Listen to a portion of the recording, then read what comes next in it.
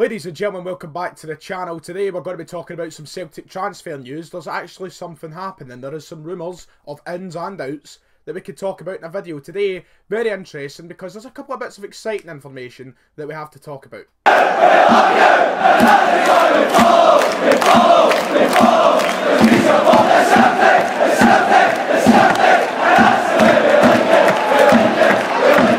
Right then, I guess the first place to start is a little bit of the outs. Now, before we get into it, I'd just like to say to everybody, if you want this to become a new weekly series, I've decided I want to get a little bit of order in the channel, along with the new intro and everything else, and blah, blah, blah.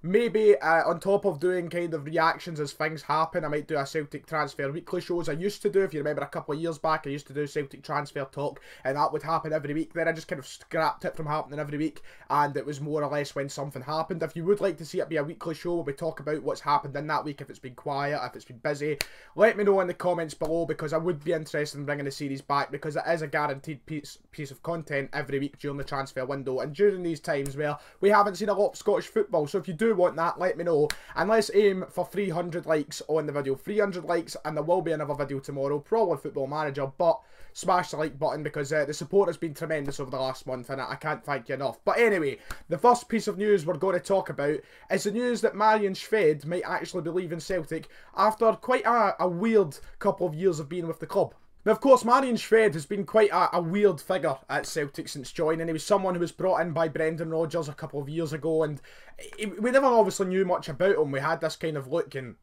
the typical sort of highlights packages that are shown around Twitter and you see on YouTube with the dodgy music playing over it. You know, we got kind of one of them, and we've seen that this is a guy who could be quite an electric looking football player, somebody with a little bit of flair to their game and cause some problems for the fullbacks around the league.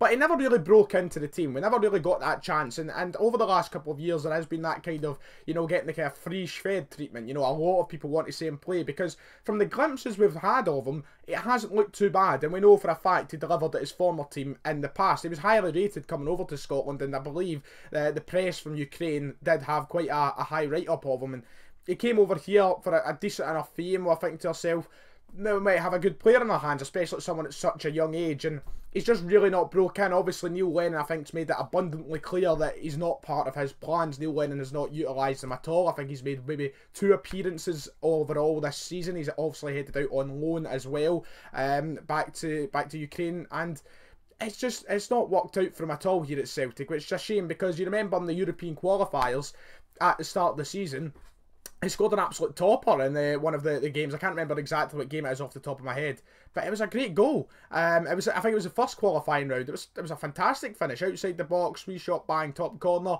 and he looked like a decent player. But since then, he's not had a look in, and I guess that is down respectively to the quality of James Forrest. He's a player who we can't really replace. Yes, we do have our complaints, and we do cry sometimes about the inconsistency of Jamesy, but overall, we know he's a guy who's been in the first team for a solid 10 years now.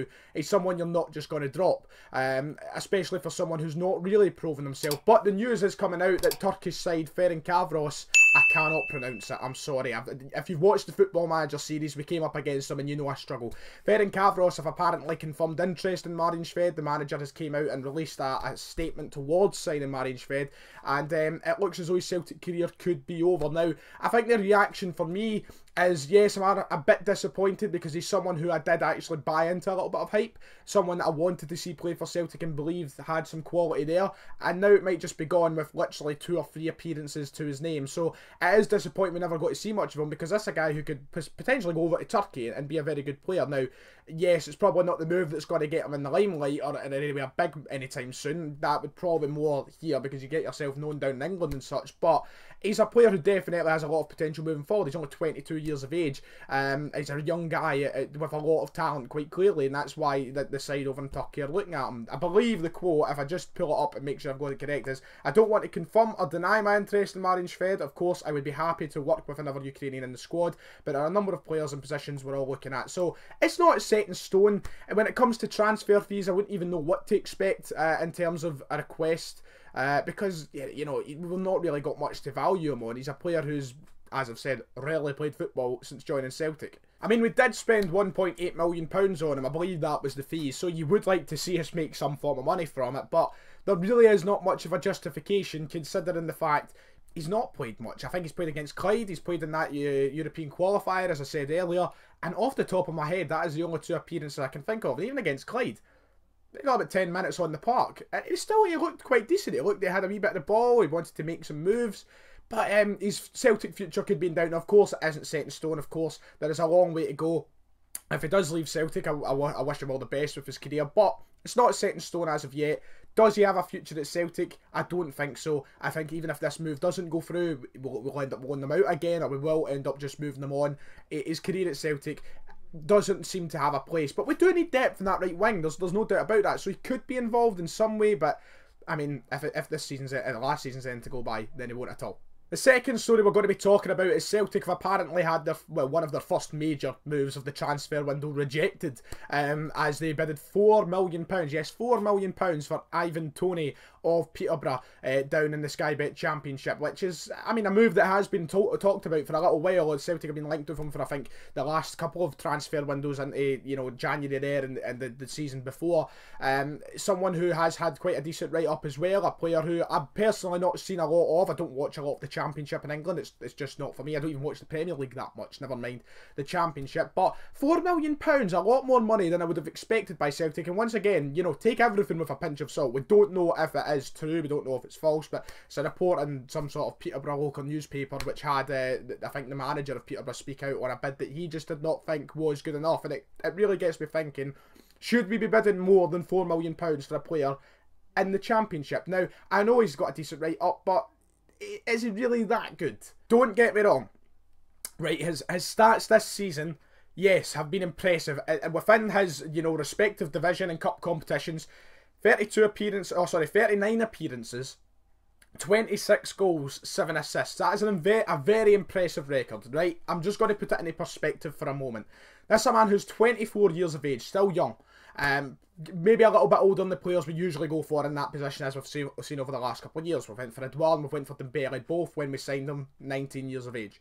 18, 19. So, you know, a little bit older than what we've usually went. And yes, we did break our record for Edouard. We paid £9 million, but that has turned out for the absolute best. Now, I'm not disrespecting the Championship. It's a very good quality league in terms of being on par with Scotland, I would say. A lot of people wouldn't even say our league's on par with the Championship. Down south, they would probably say it's more League 1, League 2 level. But 24 goals within the league competition for Ivan Toney this season, right? Yes, very good return, fantastic return. But we have got Odsonne Edouard, who I do firmly believe will be here next season. And we've also got Lee Griffiths as returning to top four. Top four. He's not an English club. We've got 2 fantastic players within Edouard and Griffiths. Why would we spend £4 million for another striker when we don't necessarily need him? It's a lot of money to go out there. Not quite yet, anyway. Now, a lot of people might say, well, we could sign him, start getting him into the team, start getting him fit for purpose, and then when Edouard leaves, he'll naturally step up and be the player to go in and replace him. But I just don't see him being the man. I don't know what it is. He's a Newcastle reject.